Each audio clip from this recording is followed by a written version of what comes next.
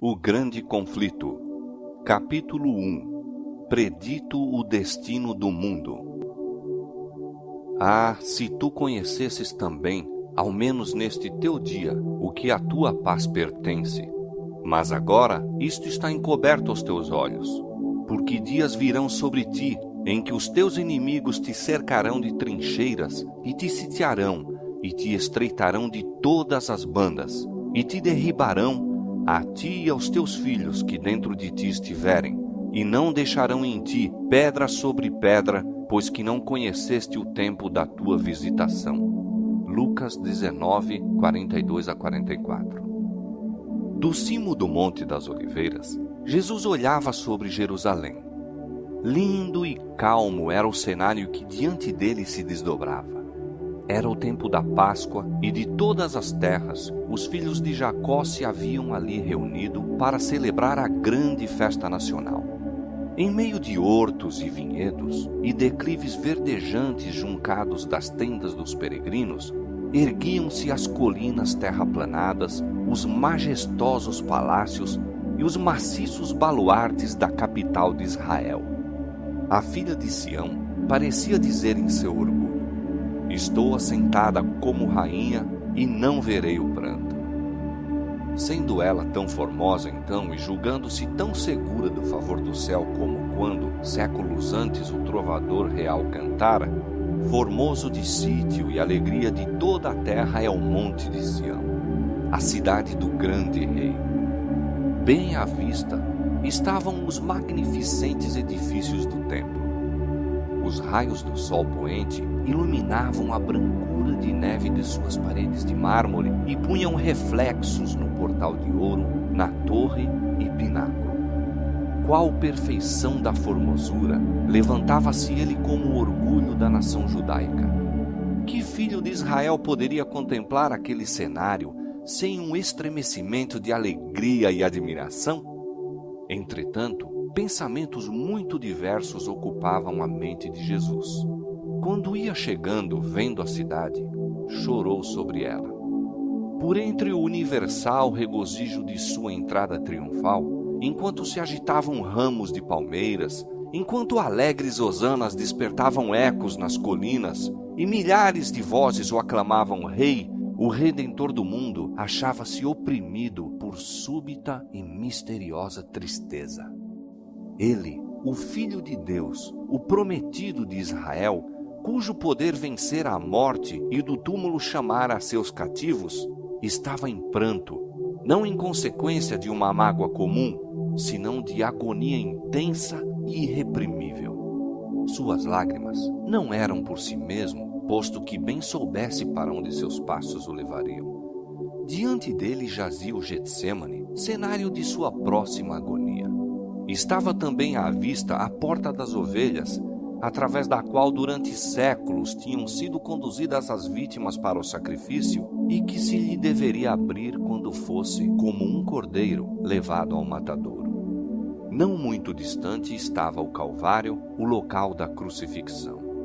Sobre o caminho que Cristo logo deveria trilhar, cairia o terror de grandes trevas ao fazer ele de sua alma uma oferta pelo pecado. Todavia, não era a contemplação destas cenas que lançava sobre ele aquela sombra em tal hora de alegria. Nenhum sinal de sua própria angústia sobre-humana nublava aquele espírito abnegado. Chorava pela sorte dos milhares de Jerusalém, por causa da cegueira e impenitência daqueles que ele viera abençoar e salvar. A história de mais de 1000 anos do favor especial de Deus e de seu cuidado protetor manifestos ao povo escolhido estava patente aos olhos de Jesus. Ali estava o Monte Moriá, onde o filho da promessa, como vítima submissa, havia sido ligado ao altar, emblema da oferenda do Filho de Deus. Ali, o concerto de bênçãos e a gloriosa promessa messiânica tinham sido confirmados ao Pai dos crentes. Ali as chamas do sacrifício, ascendendo da ira de Ornã para o céu, haviam desviado a espada do anjo destruidor, símbolo apropriado do sacrifício e mediação do Salvador em prol do homem culpado. Jerusalém fora honrada por Deus acima de toda a terra, Sião fora eleita pelo Senhor, que a desejara para a sua habitação. Ali, durante séculos, santos profetas haviam proferido mensagens de advertência.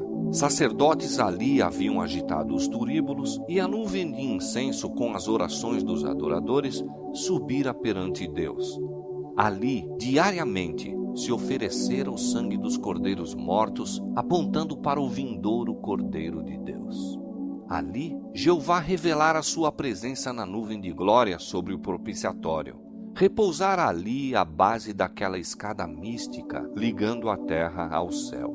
Escada pela qual os anjos de Deus desciam e subiam, e que abria ao mundo o caminho para o lugar santíssimo. Houvesse Israel, como nação, preservado a aliança com o céu, Jerusalém teria permanecido para sempre como eleita de Deus. Mas a história daquele povo favorecido foi um registro de apostasias e rebelião. Haviam resistido à graça do céu, abusando de seus privilégios e menosprezado as oportunidades. Posto que Israel tivesse zombado dos mensageiros de Deus, desprezado suas palavras e perseguido seus profetas, ele ainda se lhes manifestara como o Senhor, Deus misericordioso e piedoso, tardio em iras e grande em beneficência e verdade. Apesar das repetidas rejeições, sua misericórdia continuou a interceder. Com mais enternecido amor que o de pai pelo filho de seus cuidados, Deus lhes havia enviado sua palavra pelos seus mensageiros, madrugando e enviando-lhes, porque se compadeceu de seu povo e da sua habitação. Quando admoestações, rogos e censuras haviam falhado, enviou-lhes o melhor dom do céu. Mais ainda, derramou todo o céu naquele único dom. O próprio Filho de Deus foi enviado para instar com a cidade impenitente. Foi Cristo que trouxe Israel como uma boa vinha do Egito. Sua própria mão havia lançado fora os gentios de diante deles. Plantou-a em um outeiro fértil. Seu protetor cuidado cercara-a em redor. Enviou seus servos para cultivá-la. Que mais se poderia fazer à minha vinha, exclama ele, que eu não lhe tenha feito?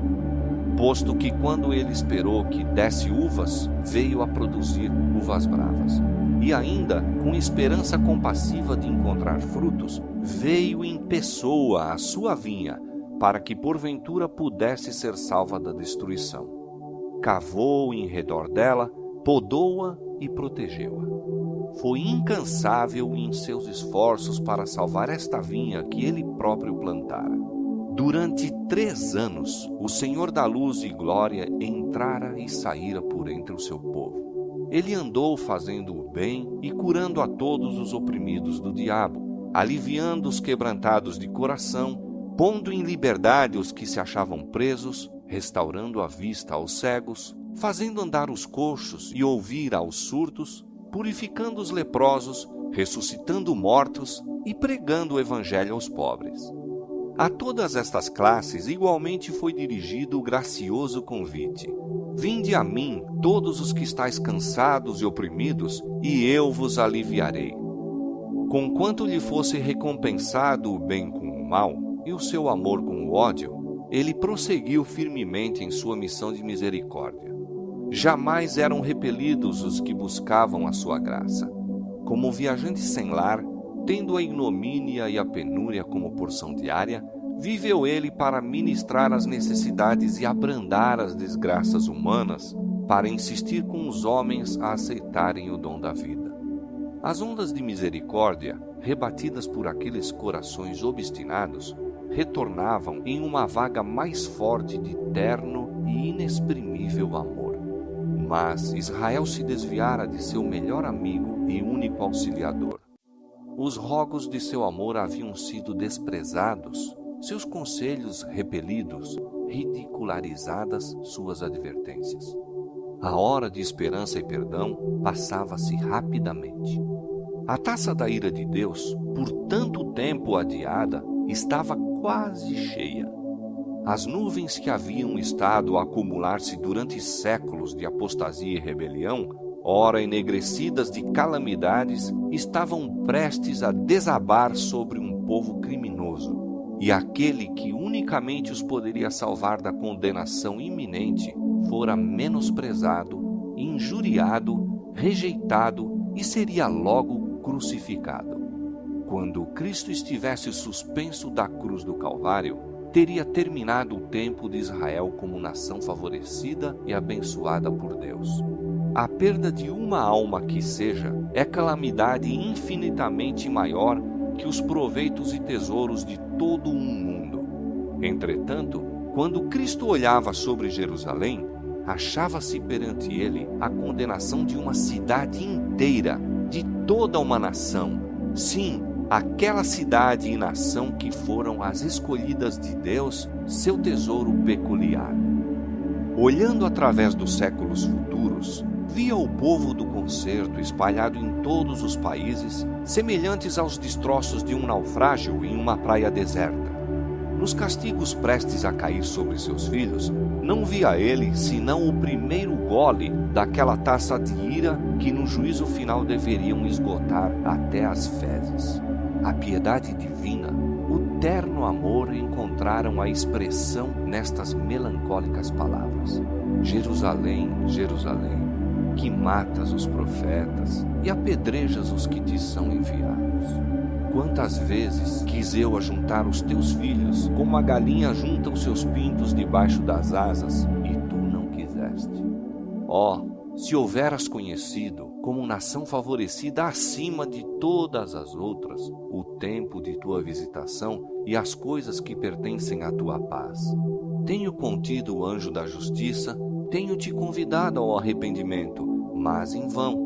Não é meramente a servos, enviados e profetas que tens repelido e rejeitado, mas ao Santo de Israel, teu Redentor. Se és destruída, tu unicamente és a responsável, e não queres vir a mim para terdes vida. Cristo viu em Jerusalém um símbolo do mundo endurecido na incredulidade e rebelião e apressando-se ao encontro dos juízos retribuidores de Deus. As desgraças de uma raça decaída, oprimindo-lhe a alma, arrancavam de seus lábios aquele clamor extremamente amargurado. Viu a história do pecado traçada pelas misérias, lágrimas e sangue humanos. O coração moveu-se-lhe de infinita compaixão pelos aflitos e sofredores da terra. Angustiava-se por aliviar a todos. Contudo, mesmo a sua mão não poderia demover a onda das desgraças humanas. Poucos procurariam a única fonte de auxílio. Ele estava disposto a derramar a alma na morte, a fim de colocar a salvação ao seu alcance. Poucos, porém, viriam a ele para que pudessem ter vida. A majestade dos céus em pranto, o Filho do infinito Deus, perturbado em espírito, curvado em angústia.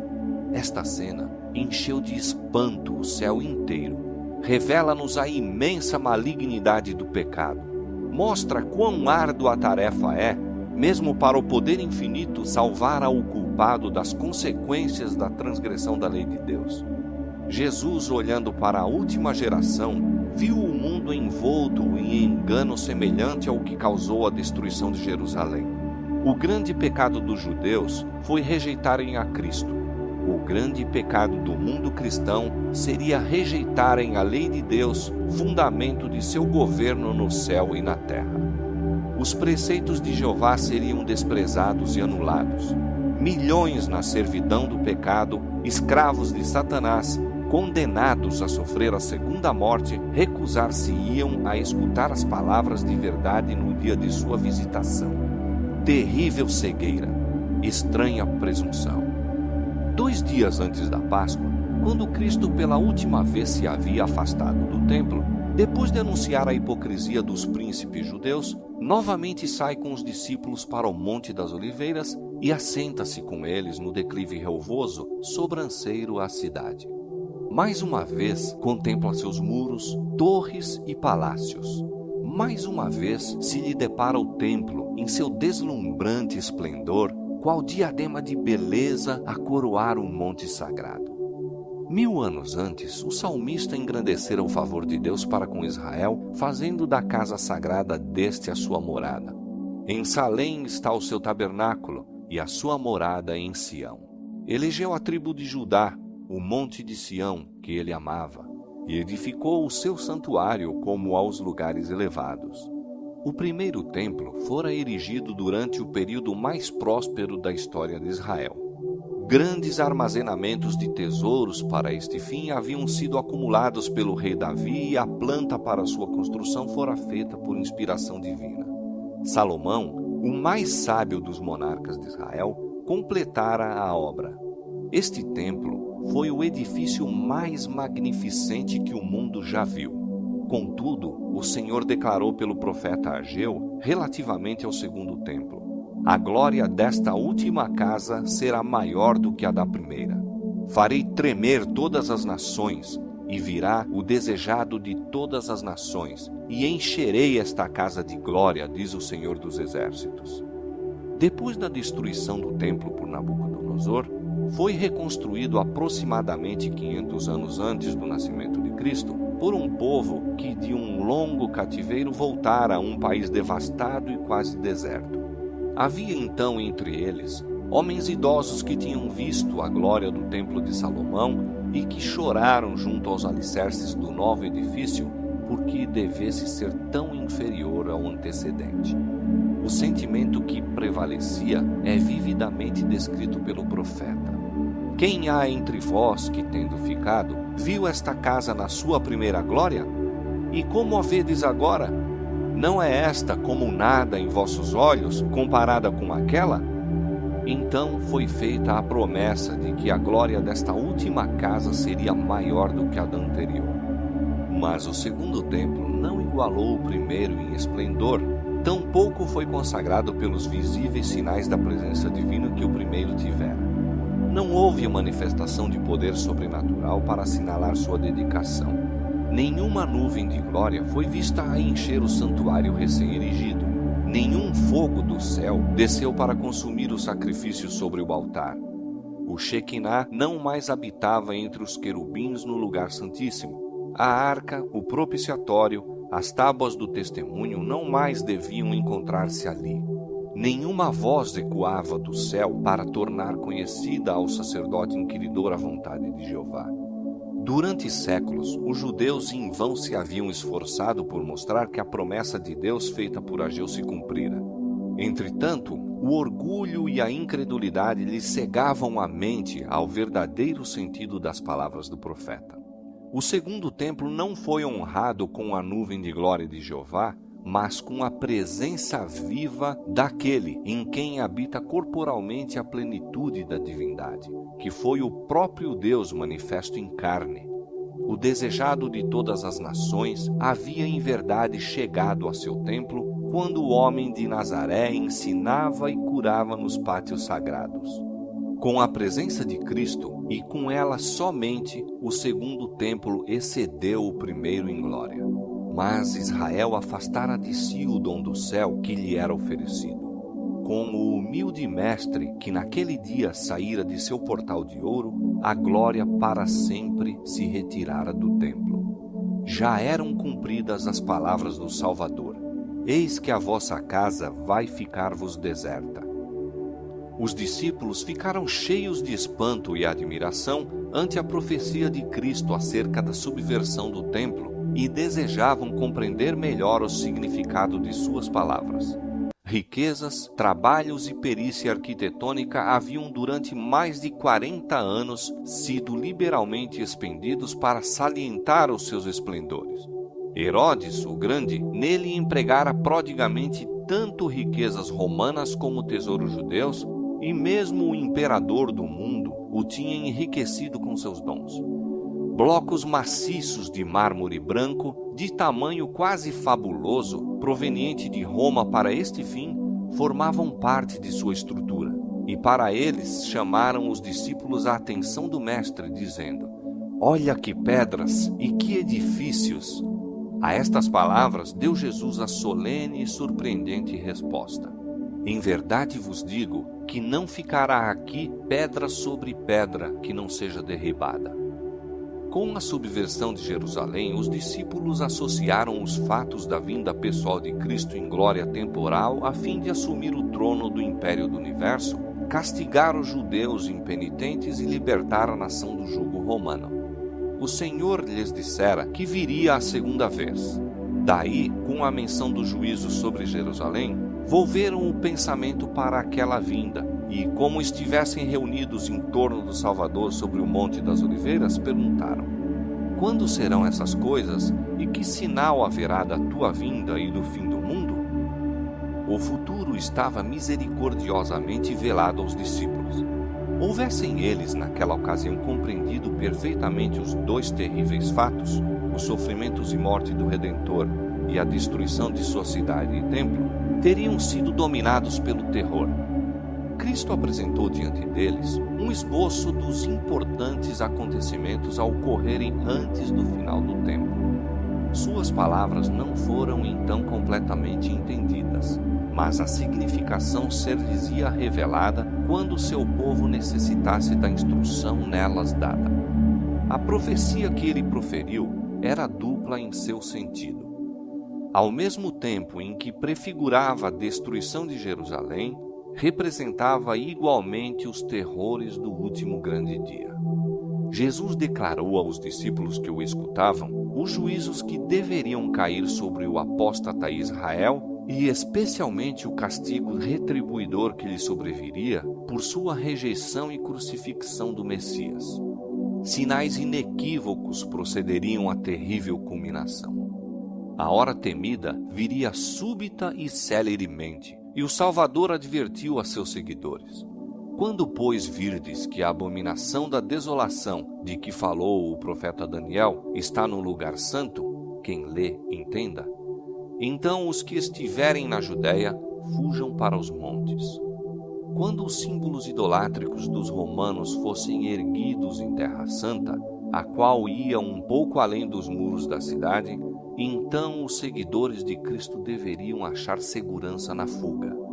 Quando fosse visto o sinal de aviso, os que desejavam escapar não deveriam demorar-se. Por toda a terra da Judéia, bem como em Jerusalém mesmo, o sinal para a fuga deveria ser imediatamente obedecido. Aquele que acaso estivesse no telhado não deveria descer à casa, mesmo para salvar os tesouros mais valiosos. Os que estivessem trabalhando nos campos ou nos vinhedos não deveriam tomar tempo para voltar a fim de apanhar a roupa exterior, posta de lado enquanto estavam a labutar no calor do dia. Não deveriam hesitar um instante para que não fossem apanhados pela destruição geral. No reinado de Herodes, Jerusalém não só havia sido grandemente embelezada, mas pela ereção de torres, muralhas e fortalezas, em acréscimo à força natural de sua posição, tornara-se aparentemente inexpugnável. Aquele que nesse tempo houvesse publicamente predito sua destruição, teria sido chamado, como Noé em sua época, doido alarmista. Mas Cristo dissera: o céu e a terra passarão, mas as minhas palavras não hão de passar. Por causa de seus pecados, foi anunciada a ira contra Jerusalém e sua pertinaz incredulidade selou-lhe a sorte. O Senhor tinha declarado pelo profeta Miqueias: ouvi agora isto, vós, chefes da casa de Jacó, e vós, maiorais da casa de Israel, que abominais o juízo e perverteis tudo o que é direito, edificando a Sião com sangue e a Jerusalém com injustiça. Os seus chefes dão as sentenças por presentes, e os seus sacerdotes ensinam por interesse, e os seus profetas adivinham por dinheiro, e ainda encostam ao Senhor, dizendo: não está o Senhor no meio de nós? Nenhum mal nos sobrevirá. Estas palavras descreviam fielmente os habitantes de Jerusalém, corruptos e possuídos de justiça própria, pretendendo, embora observar rigidamente os preceitos da lei de Deus, estavam transgredindo todos os seus princípios. Odiavam a Cristo porque a sua pureza e santidade lhes revelavam a iniquidade própria, e acusavam-no de ser a causa de todas as angústias que lhes tinham sobrevido em consequência de seus pecados. Posto que soubessem não ter ele pecado, declararam que sua morte era necessária para a segurança deles como nação. Se o deixarmos assim, disseram os chefes dos judeus, todos crerão nele, e virão os romanos e tirar-nos-ão o nosso lugar e a nação. Se Cristo fosse crucificado, eles poderiam uma vez mais se tornar um povo forte e unido. Assim raciocinavam e concordavam com a decisão de seu sumo sacerdote de que seria melhor morrer um homem do que perecer toda a nação. Assim, os dirigentes judeus edificaram a Sião com sangue e a Jerusalém com injustiça. E além disso, ao mesmo tempo em que mataram seu Salvador porque lhes reprovava os pecados, tal era a sua justiça própria que se consideravam como o povo favorecido de Deus e esperavam que o Senhor os livrasse dos inimigos. Portanto, continuou o profeta, por causa de vós, Sião será lavrada como um campo e Jerusalém se tornará em montões de pedras e o monte desta casa em lugares altos de um bosque. Durante quase 40 anos depois que a condenação de Jerusalém foi pronunciada por Cristo mesmo, retardou o Senhor os seus juízos sobre a cidade e nação. Maravilhosa foi a longanimidade de Deus para com os que lhe rejeitaram o Evangelho e assassinaram o Filho. A parábola da árvore infrutífera representava o trato de Deus para com a nação judaica. Fora dada a ordem: corta! Porque ocupa ainda a terra inutilmente? Mas a misericórdia divina poupara ainda um pouco de tempo.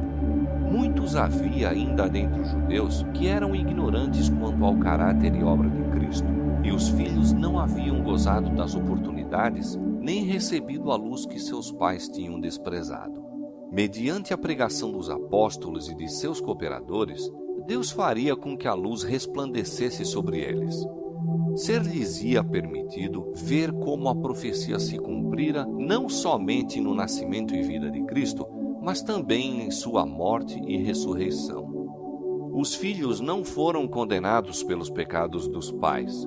Quando, porém, conhecedores de toda a luz dada a seus pais, os filhos rejeitaram mesmo a que lhes fora concedida a mais, tornaram-se participantes dos pecados daqueles e encheram a medida de sua iniquidade.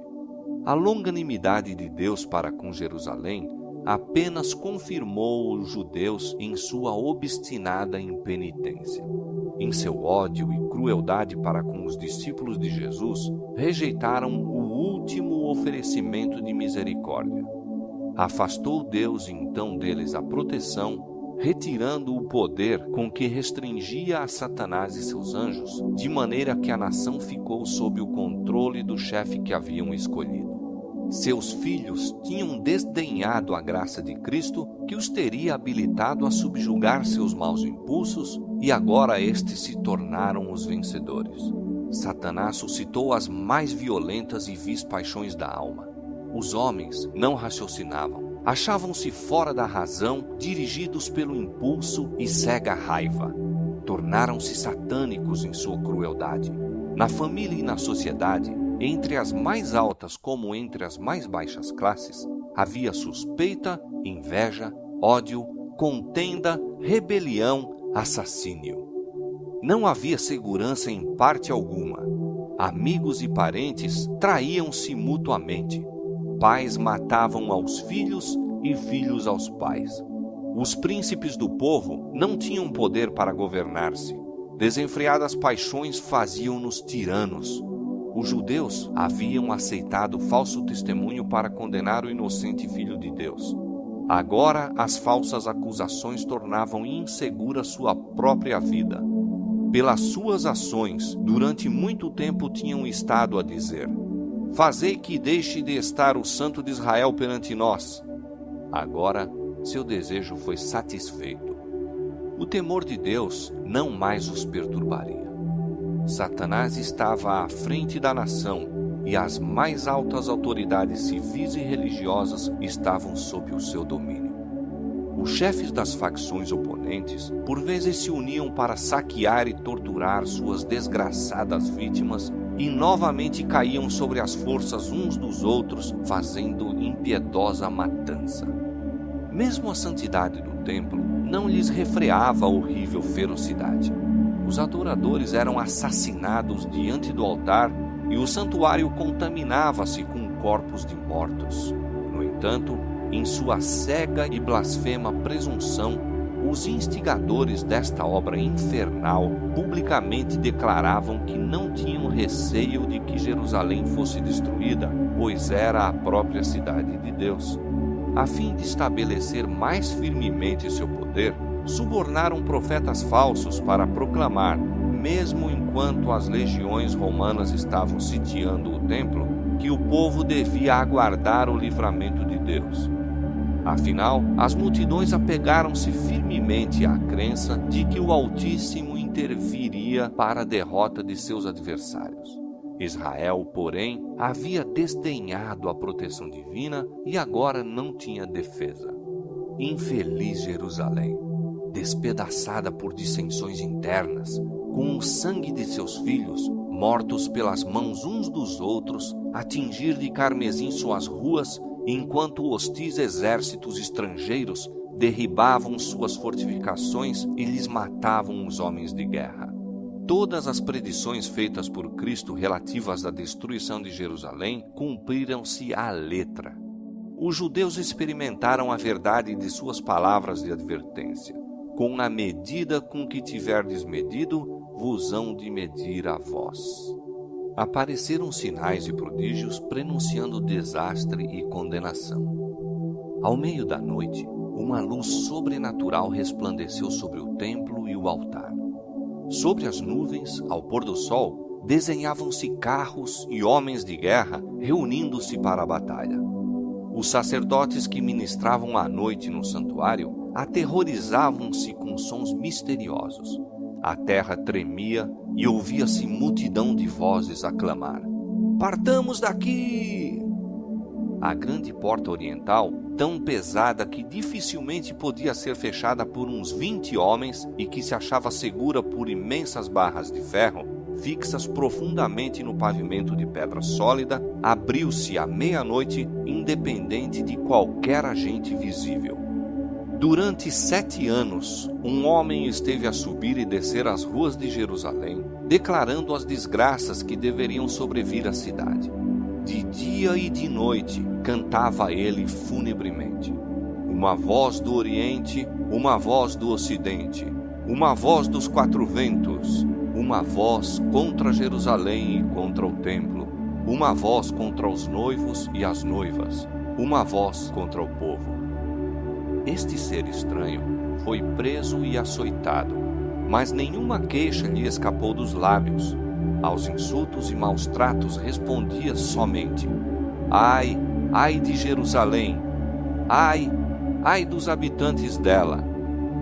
Seu clamor de aviso não cessou senão quando foi morto no cerco que havia predito. Nenhum cristão pereceu na destruição de Jerusalém. Cristo fizera a seus discípulos o aviso e todos os que creram em suas palavras aguardaram o sinal prometido. "Quando virdes Jerusalém cercada de exércitos", disse Jesus, "sabei que é chegada a sua desolação. Então os que estiverem na Judéia, fujam para os montes, os que estiverem no meio da cidade saiam."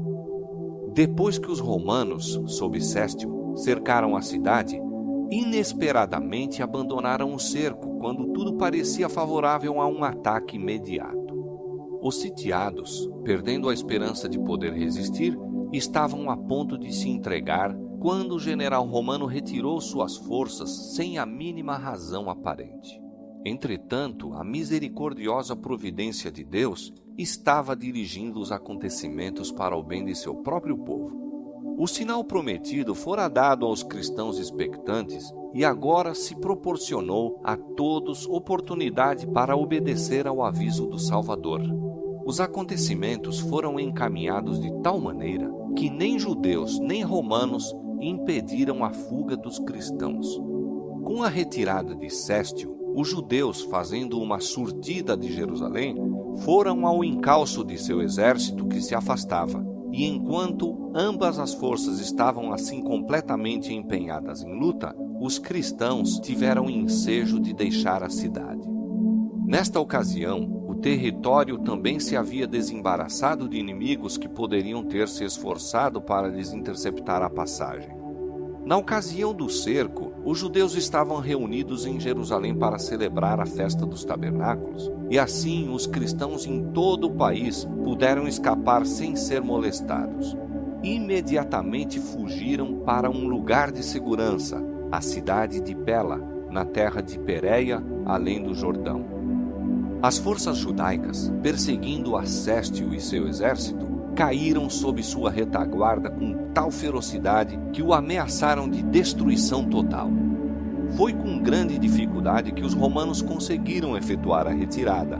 Os judeus escaparam quase sem perdas e, com seus despojos, voltaram em triunfo para Jerusalém.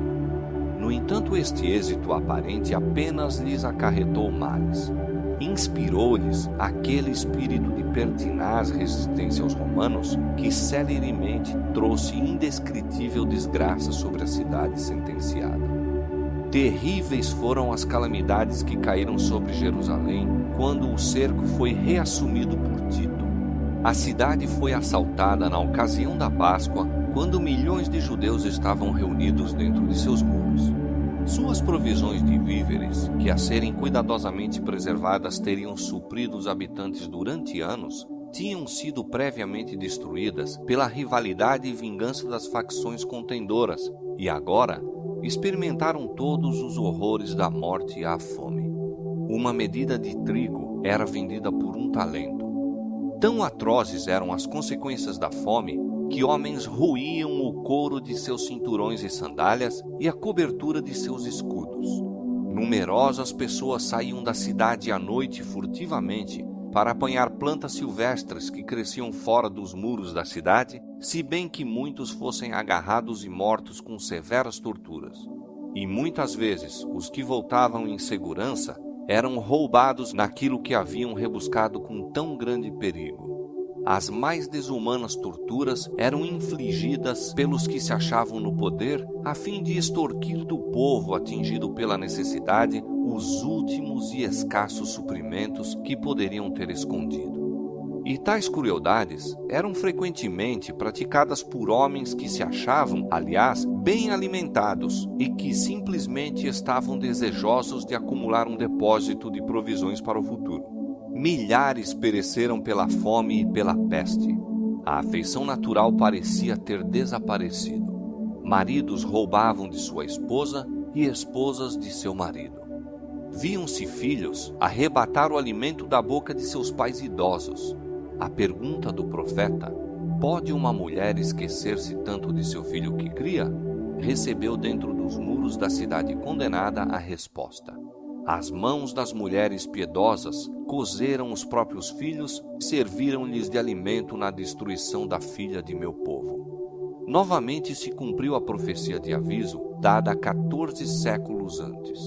E quanto à mulher mais mimosa e delicada entre ti, que de mimo e delicadeza nunca tentou pôr a planta de seu pé sobre a terra, será maligno o seu olho contra o homem de seu regaço, e contra seu filho e contra sua filha, e por causa de seus filhos que tiver, porque os comerás escondidas pela falta de tudo, no cerco e no aperto com que o teu inimigo te apertará nas tuas portas. Deuteronômio, capítulo 28, versos 56 e 57. Os chefes romanos esforçaram-se por infundir terror aos judeus e assim fazê-los render-se. Os prisioneiros que resistiam ao cair presos eram açoitados, torturados e crucificados diante do muro da cidade. Centenas eram diariamente mortos desta maneira, e essa horrível obra prolongou-se até que ao longo do vale de Josafá e no Calvário se erigiram cruzes em tão grande número que mal havia espaço para mover-se entre elas. De tão terrível maneira foi castigada aquela espantosa maldição proferida perante o tribunal de Pilatos. O seu sangue caia sobre nós e sobre nossos filhos. Tito, de boa vontade, teria posto termo à terrível cena, poupando assim Jerusalém da medida completa de sua condenação. Ele se enchia de terror ao ver os corpos jazendo aos montes nos vales. Como alguém que estivesse em êxtase, olhava ele do cimo do Monte das Oliveiras ao templo magnificente e deu ordem para que nenhuma de suas pedras fosse tocada.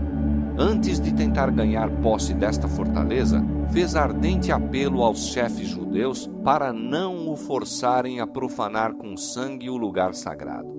Se saíssem e combatessem em outro local, nenhum romano violaria a santidade do templo.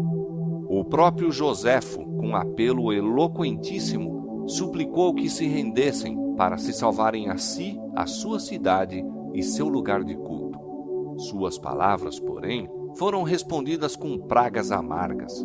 Lançaram-se dardos contra ele, que era seu último mediador humano, enquanto persistia em estar com eles.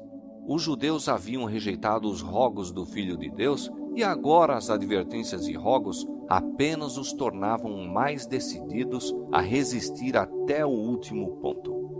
Nulos foram os esforços de Tito para salvar o templo. Alguém maior do que ele declarara que não ficaria pedra sobre pedra. A cega obstinação dos chefes dos judeus e os abomináveis crimes cometidos dentro da cidade sitiada provocaram o horror e a indignação dos romanos, e Tito finalmente se decidiu a tomar o templo de assalto. Resolveu, contudo, que, sendo possível, deveria o mesmo ser salvo da destruição. Mas suas ordens foram desatendidas. Depois que ele se retirara para sua tenda à noite, os judeus, saindo repentinamente do templo, atacaram fora os soldados. Na luta, um soldado arremessou um facho através de uma abertura no pórtico e imediatamente as salas revestidas de cedro em redor da casa sagrada se acharam em chamas. Tito precipitou-se para o local, seguido de seus generais e legionários, e ordenou aos soldados que apagassem as labaredas. Suas palavras não foram atendidas. Em sua fúria, os soldados lançaram tochas ardentes nas salas contíguas ao templo e, com a espada, assassinavam em grande número os que ali tinham procurado refúgio. O sangue corria como água pelas escadas do templo abaixo. Milhares e milhares de judeus pereceram. Acima do ruído da batalha, ouviam-se vozes bradando: Icabode, foi-se a glória. Tito achou impossível sustar a fúria da soldadesca. Entrou com seus oficiais e examinou o interior do edifício sagrado. O esplendor encheu-os de admiração, e como as chamas não houvessem ainda penetrado no lugar santo, fez um último esforço para salvá-lo, e apresentando-se-lhes repentinamente, de novo exortou os soldados a deterem a marcha da conflagração. O centurião Liberalis esforçou-se por impor obediência a seu estado maior, mas o próprio respeito para com o imperador cedeu lugar à furiosa animosidade contra os judeus, ao excitamento feroz da batalha e à esperança insaciável do saque. Os soldados viam tudo em redor deles resplandecendo de ouro, que fulgurava deslumbrantemente à luz sinistra das chamas. Supunham que incalculáveis tesouros estivessem acumulados no santuário. Um soldado, sem ser percebido, arrojou uma tocha acesa por entre os gonzos da porta. O edifício todo, em um momento, ficou em chamas. O denso fumo e o fogo obrigaram os oficiais a retirar-se e o nobre edifício foi abandonado à sua sorte. Era um espetáculo pavoroso aos romanos. E que seria ele para os judeus? Todo o cimo da colina que dominava a cidade chamejava como um vulcão. Um após outro caíram os edifícios com tremendo fragor e foram absorvidos pelo ígneo abismo. Os tetos de cedro assemelhavam-se a lençóis de fogo. Os pináculos dourados resplandeciam como pontas de luz vermelha. As torres dos portais enviavam para cima altas colunas de chama e fumo. As colinas vizinhas se iluminavam e grupos obscuros de pessoas foram vistas a observar com horrível ansiedade a marcha da destruição. Os muros e pontos elevados da cidade alta ficaram repletos de rostos, alguns pálidos, com a agonia do desespero, outros com a expressão irada, a ameaçar uma vingança inútil. As aclamações da soldadesca romana, enquanto corriam de uma para outra parte, e o gemido dos rebeldes que estavam perecendo nas chamas, misturavam-se com o rugido da conflagração e o rumor trovejante do madeiramento que caía. Os ecos das montanhas respondiam ou traziam de volta os gritos do povo nos pontos elevados. Ao longo de todo o muro ressoavam alaridos e prantos. Homens que estavam a expirar pela fome reuniam sua força restante para proferir um grito de angústia e desolação. O morticínio do lado de dentro era até mais terrível do que o espetáculo visto fora. Homens e mulheres, velhos e moços, rebeldes e sacerdotes, os que combatiam e os que imploravam misericórdia, eram retalhados em indiscriminada carnificina. O número de mortos excedeu ao dos matadores. Os legionários tiveram que trepar sobre os montes de cadáveres para prosseguir na obra de extermínio. Depois da destruição do templo, a cidade inteira logo caiu nas mãos dos romanos. Os chefes dos judeus abandonaram as torres inexpugnáveis e Tito as achou desertas. Contemplou-as com espanto e declarou que Deus lhes havia entregue em suas mãos, pois engenho algum, ainda que poderoso, poderia ter prevalecido contra aquelas estupendas ameias. Tanto a cidade como o templo foram arrasados até aos fundamentos, e o terreno em que se erguia a casa sagrada foi lavrado como um campo. No cerco e morticínio que se seguiram, pereceram mais de 1 milhão de pessoas. Os sobreviventes foram levados como escravos, como tais vendidos, arrastados a Roma para brilhantar a vitória do vencedor, lançados às feras nos anfiteatros ou dispersos por toda a terra como vagabundos sem lar. Os judeus haviam forjado seus próprios grilhões. Eles mesmos encheram a taça da vingança.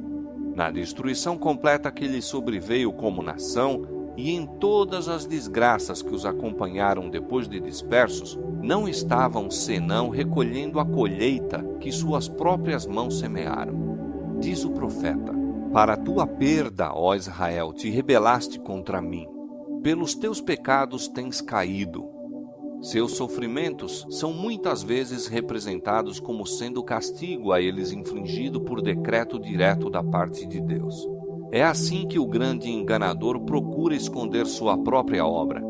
Pela obstinada rejeição do amor e misericórdia divina, os judeus fizeram com que a proteção de Deus fosse deles retirada e permitiu-se a Satanás dirigi-los segundo a sua vontade. As horríveis crueldades executadas na destruição de Jerusalém são uma demonstração do poder vingador de Satanás sobre os que se rendem ao seu controle. Não podemos saber quanto devemos a Cristo pela paz e proteção de que gozamos. É o poder de Deus que impede que a humanidade passe completamente para o domínio de Satanás. Os desobedientes e ingratos têm grande motivo de gratidão pela misericórdia e longanimidade de Deus, que contém o cruel e pernicioso poder do maligno. Quando, porém, os homens passam os limites da clemência divina, a restrição é removida. Deus não fica em relação ao pecador como executor da sentença contra a transgressão, mas deixa entregues a si mesmos os que rejeitam sua misericórdia para colherem aquilo que semearam. Cada raio de luz rejeitado, cada advertência desprezada ou desatendida, cada paixão contemporizada, cada transgressão da lei de Deus é uma semente lançada, a qual produz infalível colheita. O Espírito de Deus, persistentemente resistido, é afinal retirado do pecador, e então poder algum permanece para dominar as más paixões da alma e nenhuma proteção contra a maldade e inimizade de Satanás. A destruição de Jerusalém constitui tremenda e solene advertência a todos os que estão tratando levianamente com os oferecimentos da graça divina e resistindo aos rogos da misericórdia de Deus. Jamais foi dado um testemunho mais decisivo do ódio ao pecado por parte de Deus e do castigo certo que recairá sobre o culpado. A profecia do Salvador relativa aos juízos que deveriam cair sobre Jerusalém há de ter outro cumprimento, do qual aquela terrível desolação não foi senão tênue sombra. Na sorte da cidade escolhida, podemos contemplar a condenação de um mundo que rejeitou a misericórdia de Deus e calcou a pés a sua lei. Tenebrosos são os registros da miséria humana que a terra tem testemunhado durante seus longos séculos de crime. Ao contemplá-los, confrange-se o coração e o espírito desfalece.